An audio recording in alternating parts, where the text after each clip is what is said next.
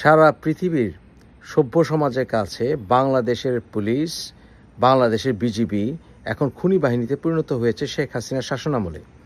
মূল কারণ হচ্ছে এই বাহিনীগুলোতে ছাত্রলীগ, যুবলীগ ঢুকেছে এবং তাদের ভেতর থেকে এই যতক্ষণ পর্যন্ত আমরা ছাত্রলীগ, যুবলীগ ফিল্টার করে না বের করতে পারি বা যতক্ষণ পর্যন্ত নতুন সরকার না আসবে ততক্ষণ পর্যন্ত এই তথাকথিত আইন প্রয়োগকারী সংস্থার কোনো কথা, কোনো দাবি, কোনো হুকুম, কোনো গ্রেফতার সহ্য করা আমাদের আইনি কর্তব্য না। এই বেআইনি সরকারের বিরোধিতার ক্ষেত্রে আমাদেরকে এই তথাকথিত আইন প্রয়োগকারী সংস্থার বিরুদ্ধে দাঁড়াতে হবে। তারা আমাদের দিকে গুলি করবে, আমাদের সন্তানদেরকে হত্যা করবে, রাতের আধারে ধরে নিয়ে যাবে, ছাত্রলীগকে সাথে নিয়ে আসবে। এই সকল কিছুই প্রমাণ করে এরা এখন খুনি বাহিনী। আপনারা বসে বসে গুলি খাবেন না, আপনারা এর বিরুদ্ধে প্রতিরোধ গড়ে তুলুন। প্রয়োজনে শক্তি প্রয়োগ করে শক্তির জবাব দেবেন। এবং যারা সরকারি কর্মকর্তা কর্মচারী আছেন, আমি আপনাদেরকে বলবো আপনারা কর্মক্ষেত্র থেকে বিরতি দিন যতক্ষণ পর্যন্ত ছাত্রদের দাবি আদায় না হয়েছে।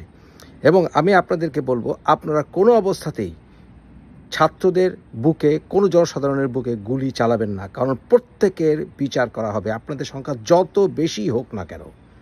অতএব রক্তের বদলে রক্ত, খুনের বদলে খুন এবং হত্যার বদলে হত্যার বিচার যতক্ষণ পর্যন্ত না হবে ততক্ষণ সংগ্রাম চলতে থাকবে। তাই যারা খুন করছেন একদিন তাদের সবাইকে ফাঁসিতে ঝুলতেই হবে। পৃথিবীর কোনো শক্তি নেই আপনাদেরকে বিচার প্রক্রিয়ার বাইরে রাখবে।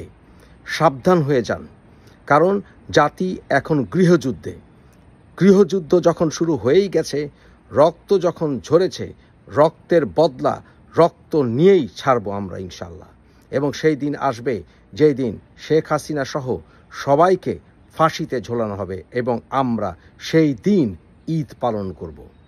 অতএব আপনারা এখন কয়েকটি পদক্ষেপ নেবেন। সকল পাবলিক ট্রান্সপোর্ট অ্যাভয়েড করার চেষ্টা করুন এবং বিমানে চড়া বন্ধ করুন। যারা বিদেশে আছেন, প্রবাসে আছেন, আপনারা কেউ বিমানে চড়বেন না।